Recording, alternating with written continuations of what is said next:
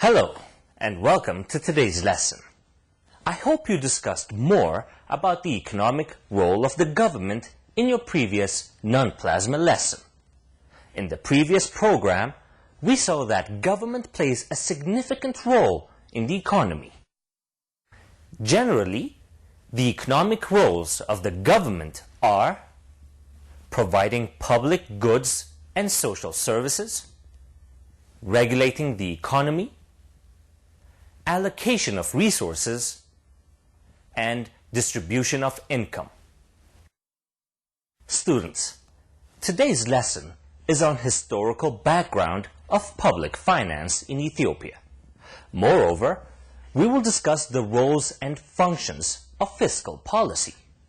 Let's start our discussion by distinguishing between public finance and private finance. The difference between public finance and private finance is that public finance basically deals with financial activities of government, such as collection of taxes and use of these tax funds to provide public goods and services. Whereas private finance deals with financial activities of individuals. Public finance, on the one hand, is about the collection of revenue from tax and non-tax sources. On the other hand, it is about the spending of the revenue to finance different government activities, such as ensuring rule of law, peace and security, providing infrastructure, social services, and welfare programs, and so on. The status of public finance in Ethiopia during the Derg period was directed towards expanding the public sector. In line with the shift to command economic system, the Derg government adopted direct and indirect taxes to discourage the private sector. As a result, the government's expenditure was increasing considerably. Students, discuss in groups why government expenditure increased considerably during the Derg period.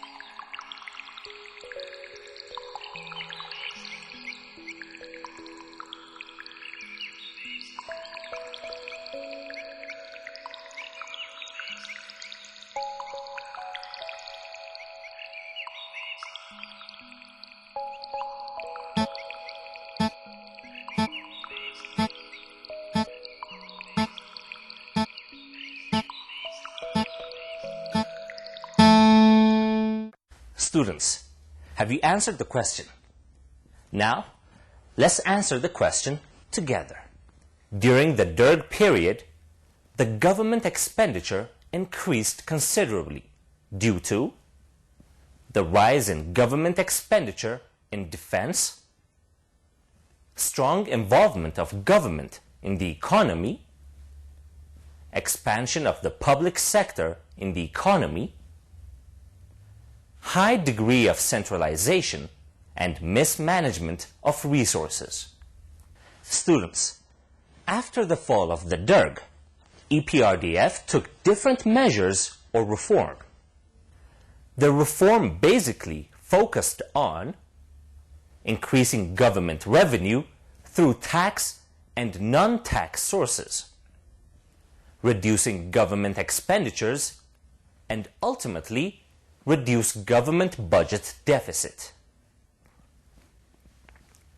Among the measures taken by the government after 1991-92 to increase government revenue include broadening the tax base, meaning increasing the number of items or activities on which tax will be imposed, and reducing tax rates. Among the measures taken by the government after 1991-92 to decrease government expenditure include reducing defense spending through different measures such as the demobilization of the army, reducing the size of the civil service, and redirecting of public expenditure toward basic services. Students, so far we discussed that the EPRDF government took reform measures to increase government revenue and reduce government expenditure, thereby reducing or eliminating government budget deficit. We have also noted that fiscal policy is among the policy instruments that the government used to implement these reforms. Now, I want you to discuss what fiscal policy is with the students sitting next to you.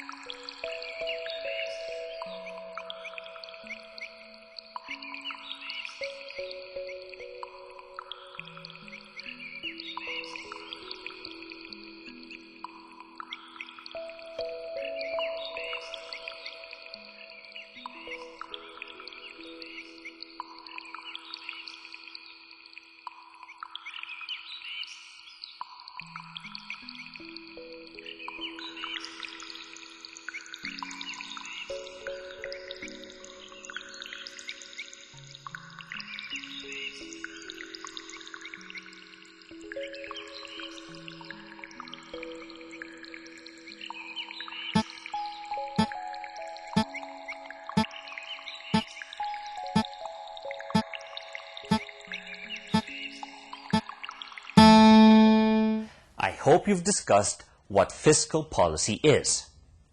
Let's see its meaning so that you can check your answers. Fiscal policy is nothing but the manipulation of government revenue, mainly taxes, and government expenditure. This is done in order to influence macroeconomic variables so as to achieve intended macroeconomic goals, namely enhancing economic growth, reducing unemployment, stabilizing prices, and maintaining foreign trade balance. The government can use taxes to raise revenue for its spending, affect spending by consumers, encourage or discourage the production of one or a group of goods and services to affect output, income, employment, and so on. Students, fiscal policy instruments or taxes and government expenditure are used by the government to achieve macroeconomic goals. In other words, fiscal policy helps in achieving macroeconomic goals, such as enhancing economic growth, reducing unemployment, stabilizing prices, and maintaining foreign trade balance. Now, let's briefly discuss how fiscal policy helps in achieving the macroeconomic goals.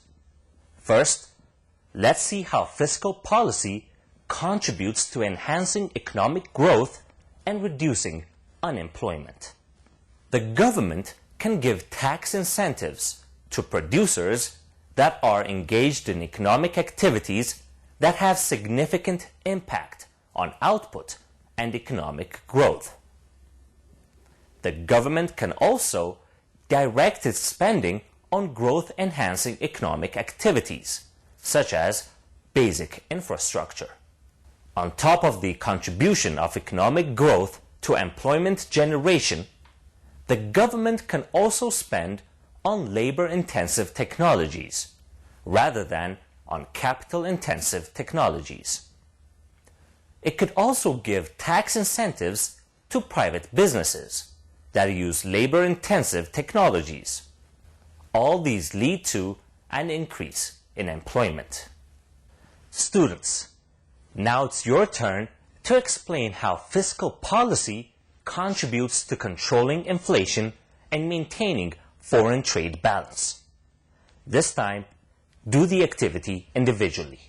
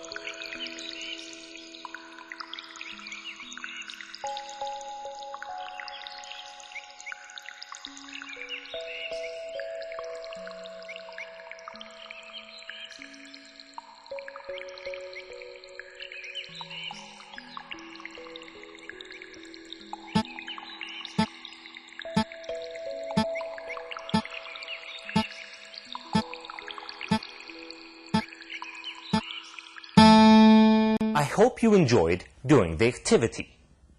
Let's now see together how fiscal policy contributes to achieving the macroeconomic objectives, especially when inflation is caused by excessive demand relative to what is supplied.